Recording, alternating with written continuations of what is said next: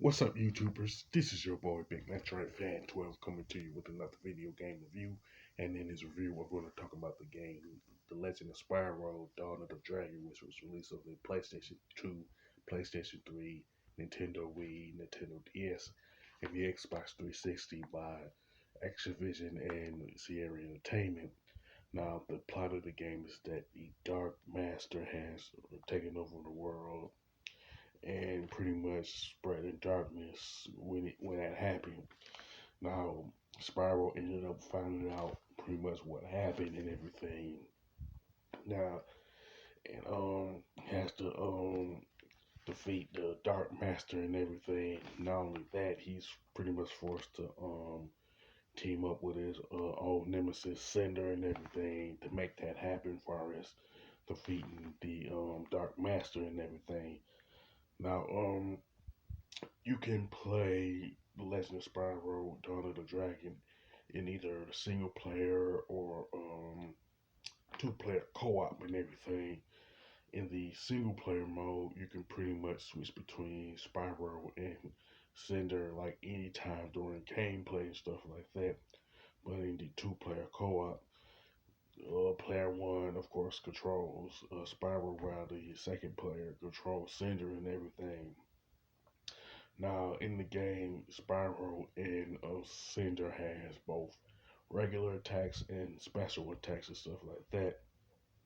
Now, in the regular attacks, they pretty much consist of different combo moves like the Air Dragon Dance, the Dragon Burst, the Air Dragon Revolution, and the Dragon Crushing Burst and stuff like that.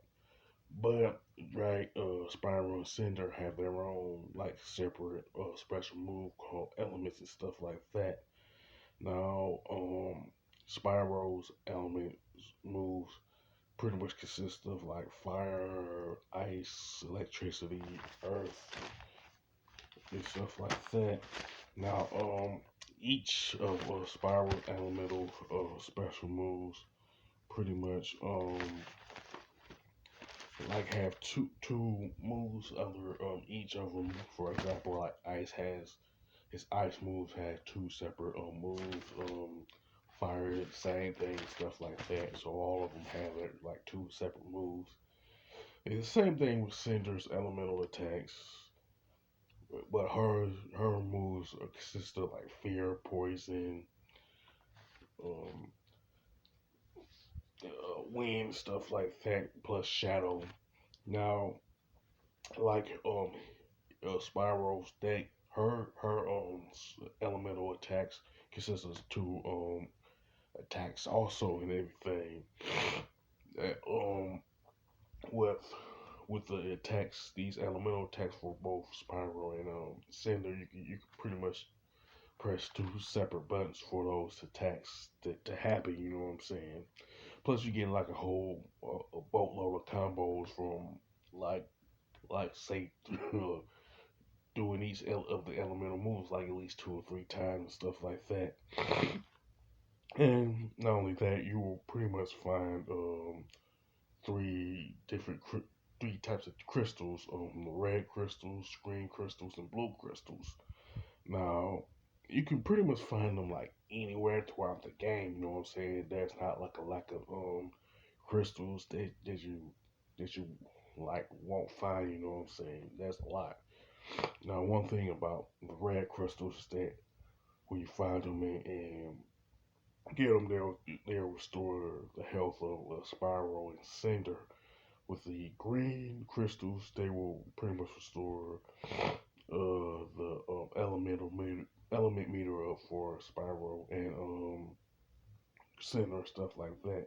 Now the blue crystal is pretty much you can once you collect them, you can use them to upgrade Cinder and Spyro's elemental powers and stuff like that. Pretty much leveling up. You know what I'm saying? I think this is the only RPG thing RPG trope that is in Legend of Spyro Dawn of the Dragon and everything. So to me it kind of works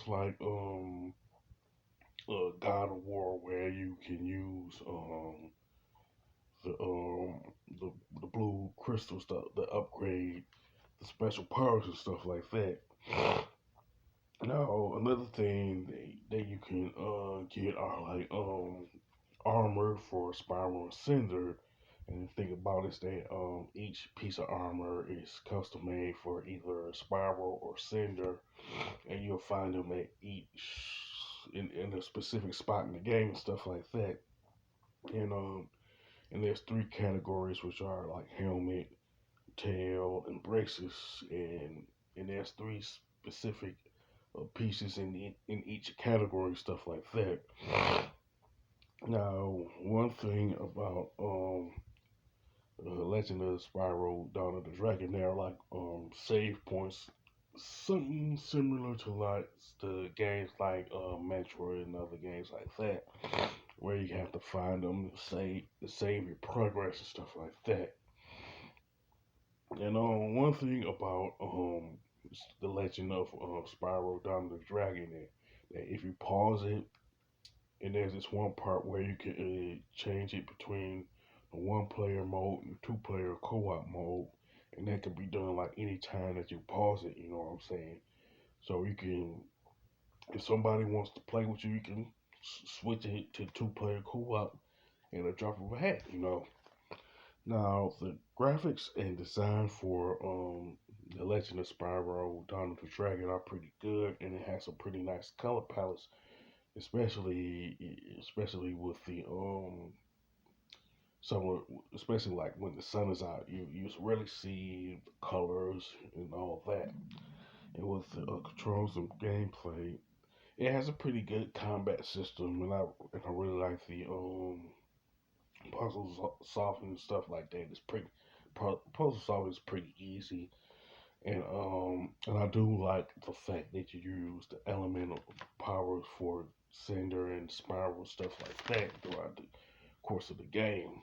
Now the soundtrack is pretty good and all that, and I honestly think that's probably the best aspect of the Legend of Spyro, Dawn of Dragons and stuff like that.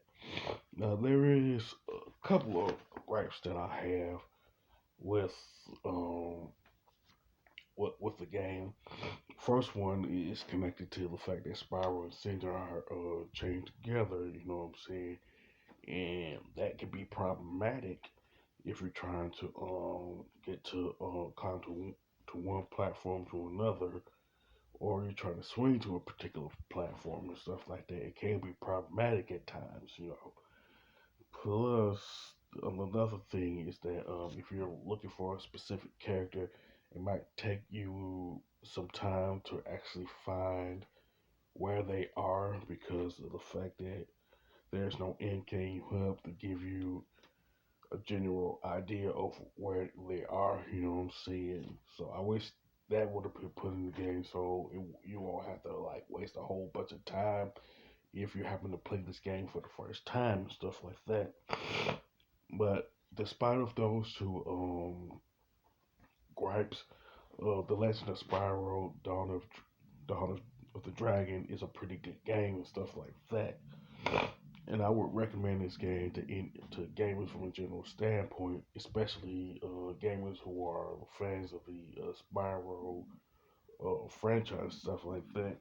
But I would also recommend playing the first two Legend of Spyro games to get caught up in terms of timeline.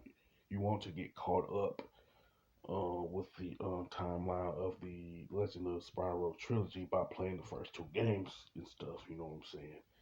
As far as the score, I definitely give the Legend of Spyro Dawn of the Dragon an 8 out of 10. You know what I'm saying? It's a pretty good game now, and it's worth checking out.